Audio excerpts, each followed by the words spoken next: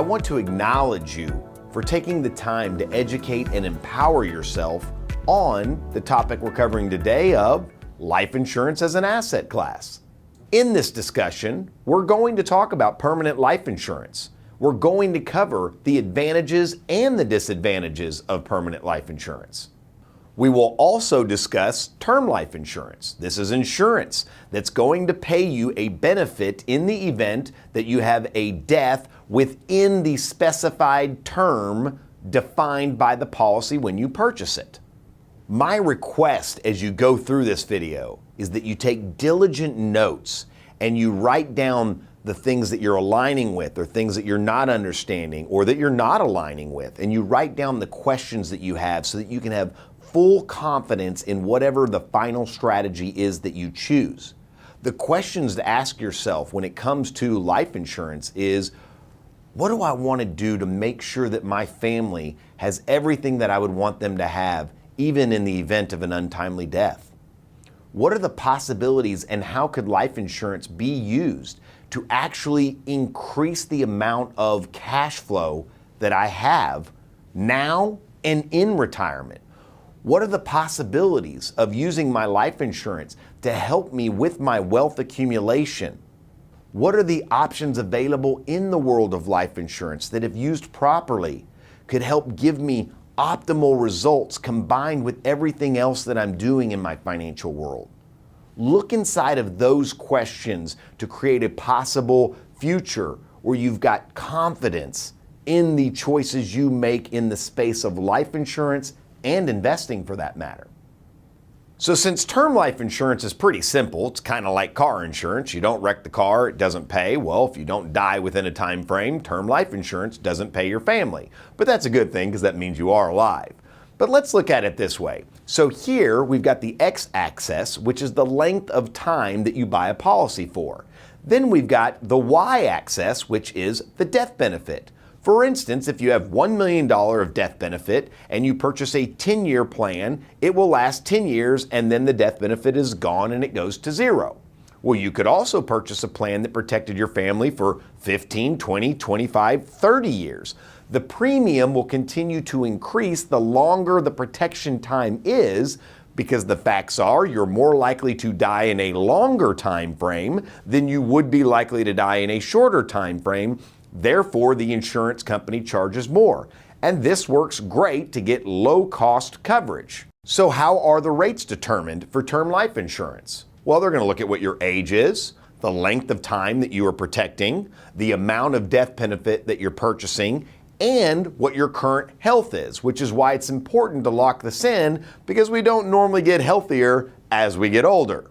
The advantage of term life insurance is it's inexpensive. The disadvantage is that it is going to run out in a term of time, and most studies show that less than 1 or 2% of term life insurance pays, so it's probably just going to be a cost factor. However, in the event that it's not, you want to make sure your family is protected. And because it's so inexpensive, everyone, in our opinion, should have an optimal amount to protect their family based upon the income that you make. What do I mean by that?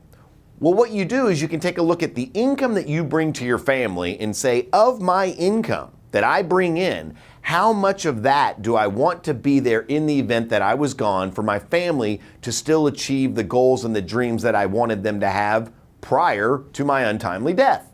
That's the question at hand. Well, how do you determine that? One way is you can use what we call the 5% rule.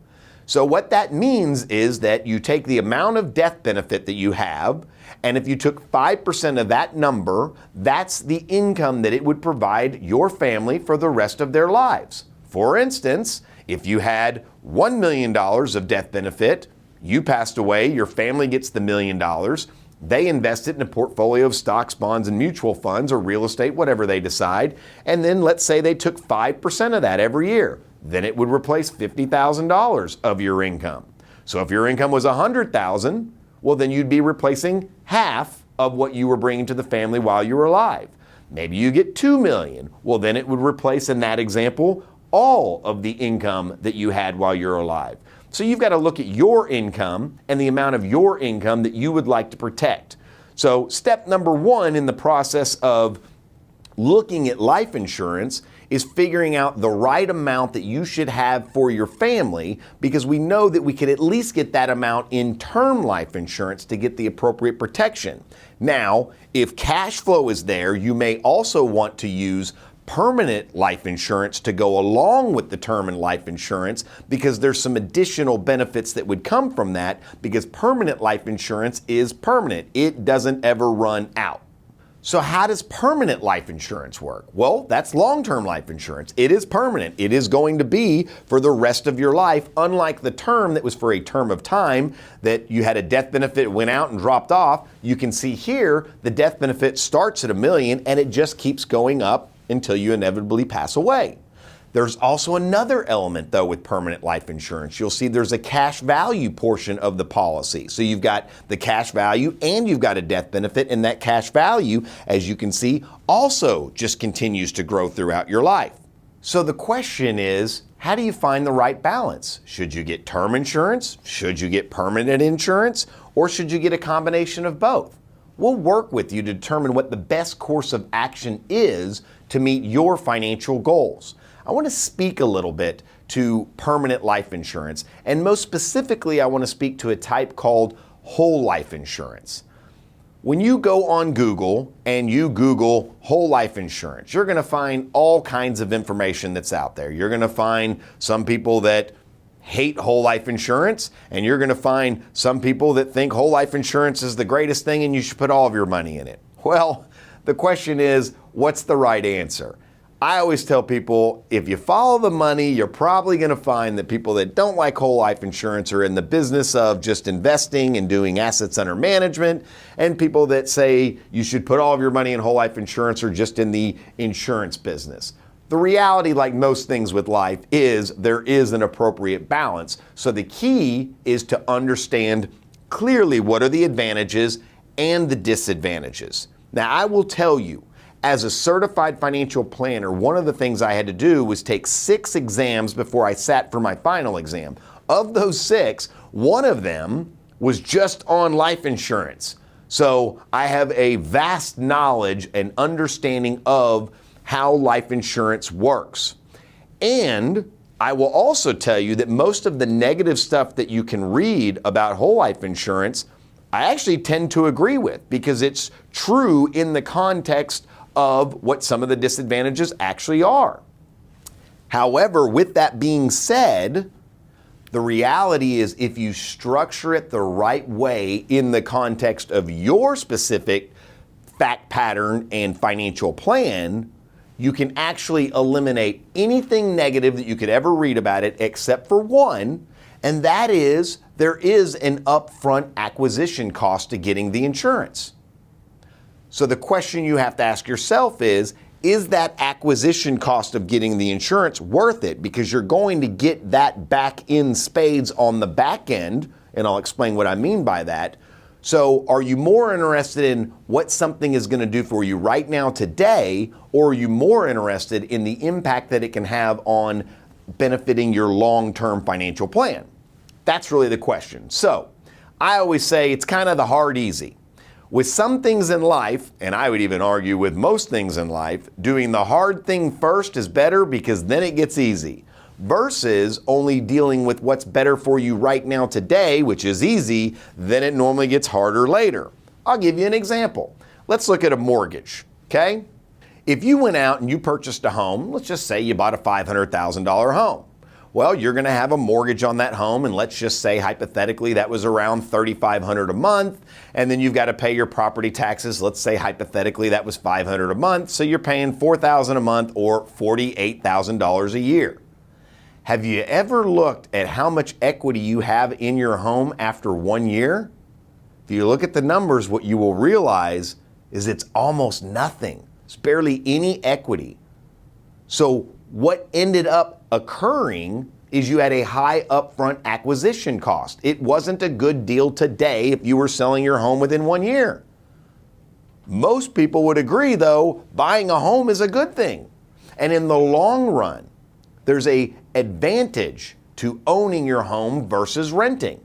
And that's the difference between term insurance as renting, Permanent insurance is buying the home in the analogy that I'm putting forth. The point is that both have an upfront acquisition cost and both have a long-term benefit. It's the hard work first and then it gets easy instead of vice versa. So let's go back to our graph and get an understanding of what we've got here. So this is, by the way, just a total hypothetical. It's going to be very different based on your age and your health and all the factors that I talked about earlier. So you've got to actually look at this for your personal life. I'm just trying to explain a concept here. So you might have a death benefit starting at $1 million, and over 30 years, let's say it grew to $1.5 million. Let's say that you have a cash value. It starts at 0, and over the 30 years, you're putting, say, $12,000 a year in hypothetically, and it grew to $750,000 of cash value. This is just so that you can see the components.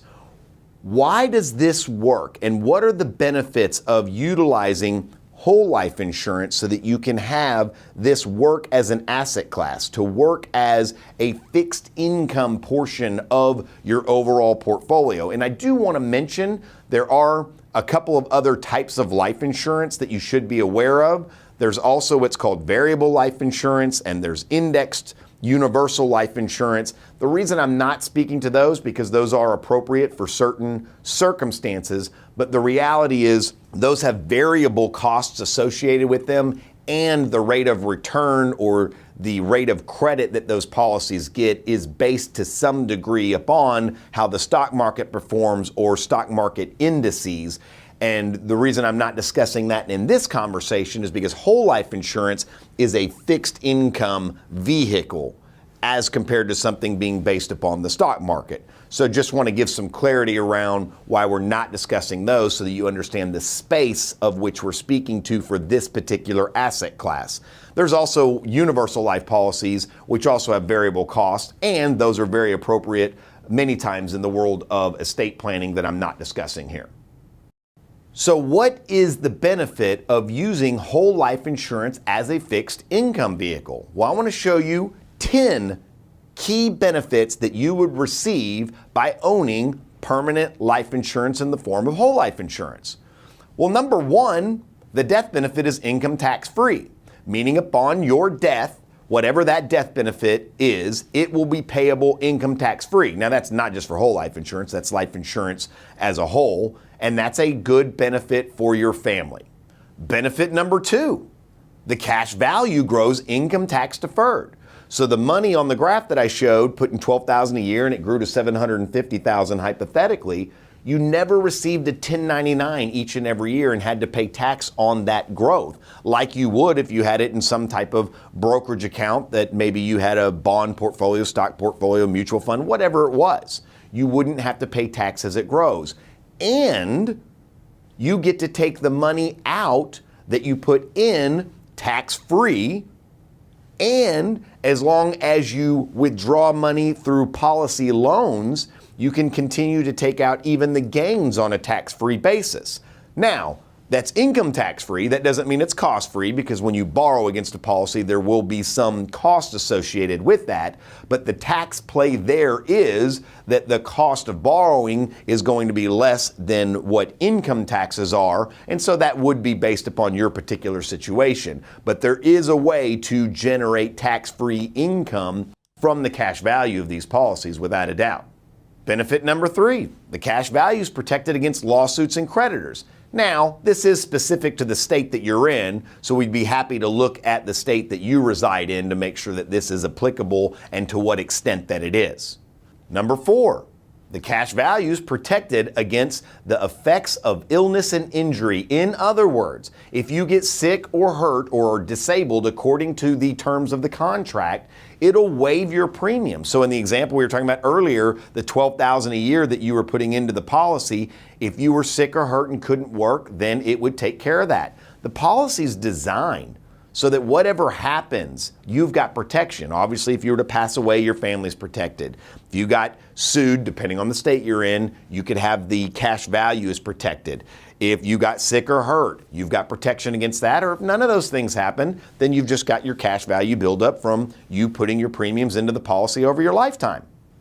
Number five, Mutual life insurance companies. With whole life insurance, if you purchase it through a mutual life insurance company, well, then you become part owner of the company. A mutual life insurance company operates on behalf of its policyholders. That is an option that you have available to you. Benefit number 6, you receive dividends and growth. That's why I showed you earlier in our hypothetical that you saw the cash value just growing over time. Interest and dividends are being paid on that. You have growth. Number 7, the life insurance functions as an asset class as part of your overall fixed income portfolio. So to the extent that you're not going to put 100% of your money in equities, whole life insurance will function as part of your fixed income. A great benefit. Number 8 is the financial strength of a life insurance company. It's important to look at the company ratings because everything that you purchase in a whole life insurance is being backed by the financial strength of the company that you choose. So if you choose a great company, then you have that strength that is backing everything that you're doing. And that gives a lot of safety and certainty to you as a purchaser of a whole life insurance policy. Number 9, you no longer have to do cash hoarding. Many times people have a lot of cash because they want to have a war chest of money that they can access for whether it's an emergency that shows up, or it could be an opportunity, a business opportunity, a real estate opportunity, whatever shows up that you're interested in. By having the cash value in the policy, you have access to that cash value in many different ways, through withdrawals or through loans. So it becomes part of that war chest along with your cash, but now you're also getting the interest and dividends and growth that we spoke to earlier on that money, and it's part of your fixed income. And the last benefit, which is benefit number 10, in my opinion, is very significant. The death benefit becomes an accounts receivable. What do we mean by that? To explain, I want you to put aside life insurance for a second, and let's just talk about investing. You're investing your money and you're working your way towards retirement. And you get there, and for the sake of our example, I'll just say per $1 million of investments that you have at retirement. Pretend like you have no life insurance. You just bought the term insurance, you invested your money, and now per $1 million that you have in retirement. There is what's called the safe withdrawal rate. So if you look up, there's different studies that show there's a certain amount of money you can pull from your portfolio if you don't ever want to worry about running out of money. What's that rate? Depending on the study you look, it might be 2% or 3% if you're more conservative. If you're feeling a little more aggressive, you might say it's 4 or 5% of your portfolio that you can withdraw if you intend for your portfolio to continue to grow so that your spending can keep up with inflation even when you're no longer earning an income. That's what the safe withdrawal rate is. So here's what shows up for most people. Now they're retired, they're not making an income, they've got this money that they've built up, and we're saying per million. Well, it'd be easy to say spend your money, right? You want to die with $1 left in your account and then you spend it all. Nobody does that. Why? Well, they have what's called retirement anxiety. Every million you have not only has to last for the rest of your life, it has to last for the rest of your spouse's life. It has to be there for church, charities, children. Because it has to be there for all those things, most people don't spend much of it. So in that withdrawal rate, it might be, let's say 4%. $1 million at 4%, that's $40,000 a year. So when you think of $1 million, that sounds like a big number, and 40,000 doesn't sound like so much. But that's the reality of what people are spending. However, what if you had permanent life insurance? And in the example that we looked at earlier, you knew you also had $1 million death benefit that was guaranteed to be paid come into your world at some point in time. Do you think that would impact your ability to spend and enjoy your other $1 million? We see it happen all the time. People are more comfortable, even if they're depleting some of their capital, spending maybe 5, 6, 7%. It could be you're spending 50,000, 60, 70,000. Now that might deplete your capital over time, but what's guaranteed? Eventually, when you pass, the money comes back in, it's there for your spouse, church, charities, children, whatever it is that you desire. And that's the power of the death benefit and what it provides for you as a living benefit, especially early in retirement when you can still go. That's what's awesome about permanent life insurance that gets missed so many times, that it frees you up and gives you a permission slip, if you will, to spend and enjoy the money that you've accumulated. So you see, life insurance, term and permanent, should be part of an overall financial plan and strategy, and then you can benefit from the accumulation and the increase on the death benefit and on the cash value, and give the protection you want for your family. And that is the advantages as well as the disadvantages of permanent life insurance.